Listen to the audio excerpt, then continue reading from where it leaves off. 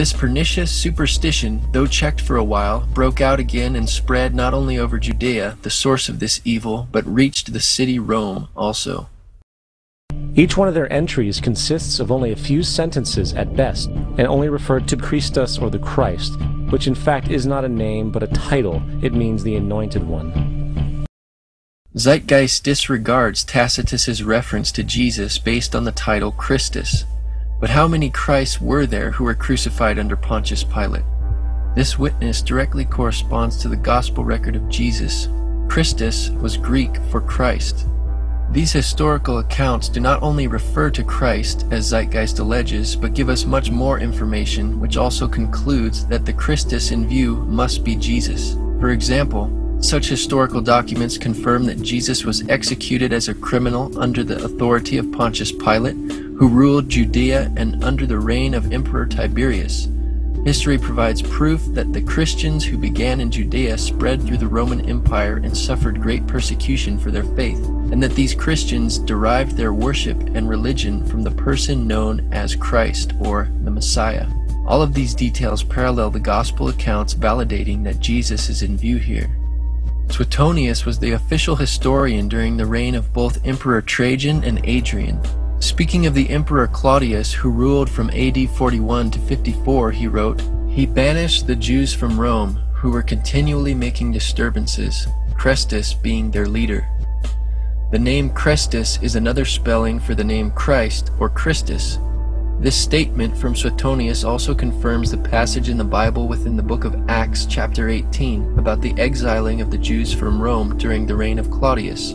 Suetonius also recounts that punishment by Nero was inflicted on the Christians, a class of men given to a new mischievous superstition. Suetonius confirms that Christians were suffering and dying for their conviction that Jesus had lived, died, and risen from the dead.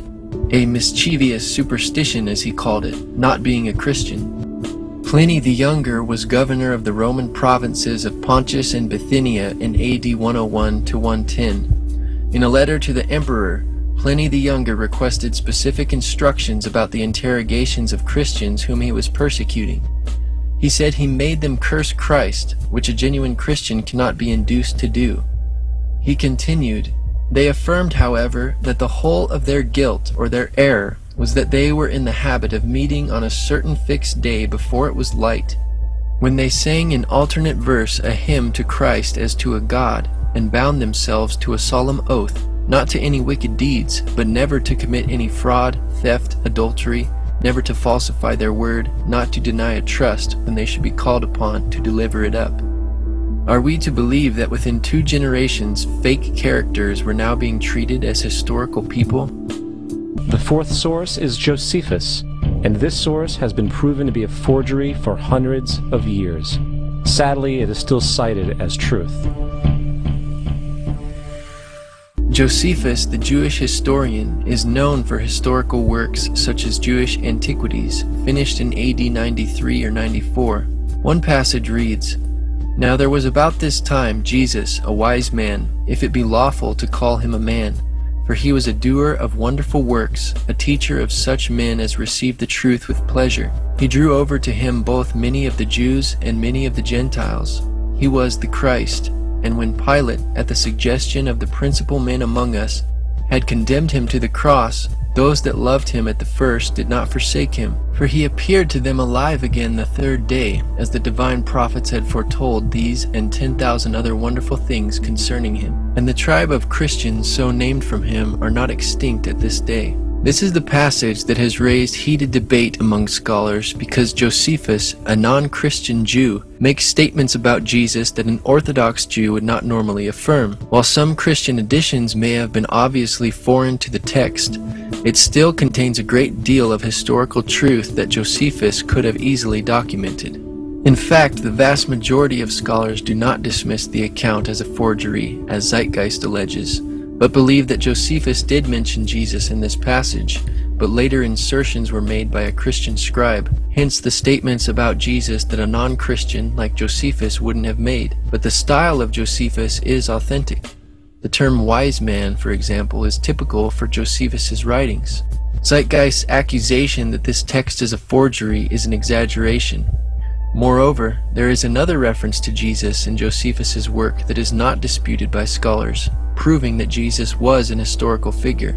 He says, "But the younger Ananus, who, as we said, received the high priesthood, was of bold disposition and exceptionally daring. He followed the party of the Sadducees, who are severe in judgment above all the Jews, as we have already shown. As therefore Ananus was of such a disposition, he thought he had now a good opportunity, as Festus was now dead, and Albinus was still on the road. So he assembled a council of judges, and brought before it the brother of Jesus, the so-called Christ, whose name was James, together with some others, and having accused them as lawbreakers, he delivered them over to be stoned."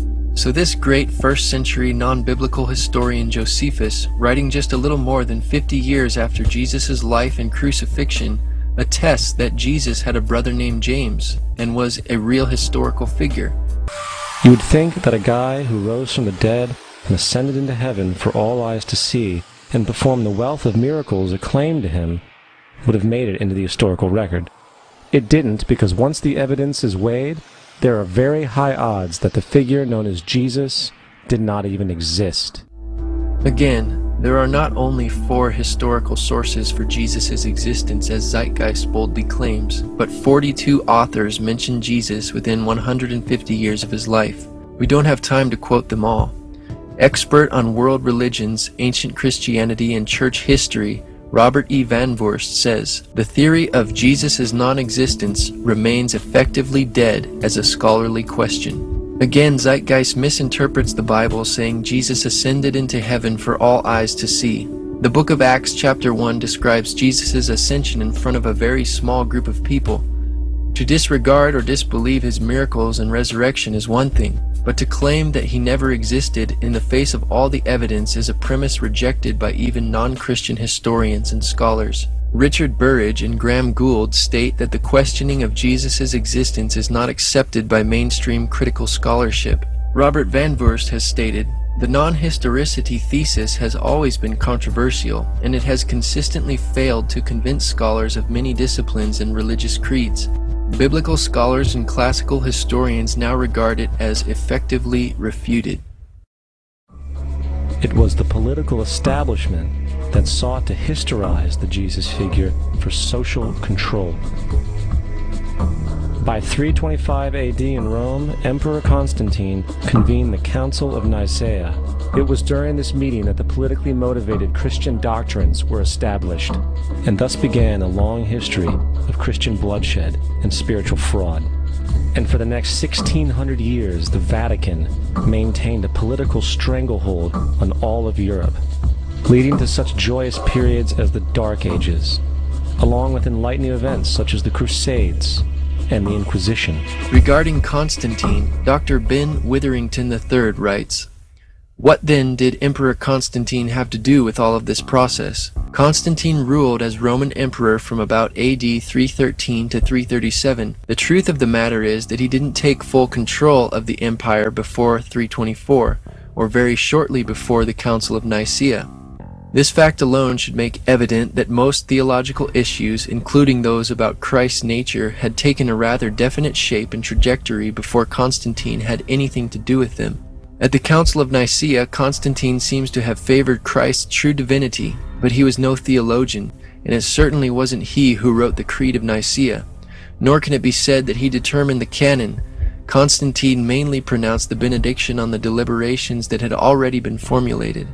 Zeitgeist is correct about the Roman Catholic Church's long history of bloodshed throughout the Dark Ages, the Crusades, and the Inquisition. However, these facts do not negate the credibility of Christianity, but rather demonstrate the sinfulness of man. Regardless of how later professing Christians behaved, Jesus taught his followers to love all people, including their enemies, and to remain peaceful with all people at all costs. Violence, bloodshed, and spiritual fraud in the name of Jesus does not come from the Bible, nor does the New Testament condone such events, but it came from the Roman Catholic Church. It was also the Roman Catholic Church that embraced pagan sun god worship. Anybody who reads the New Testament for themselves will see that violent Christians live contrary to what the Bible teaches and are therefore not followers of Jesus at all. As presented earlier, there are numerous non-biblical historians who speak of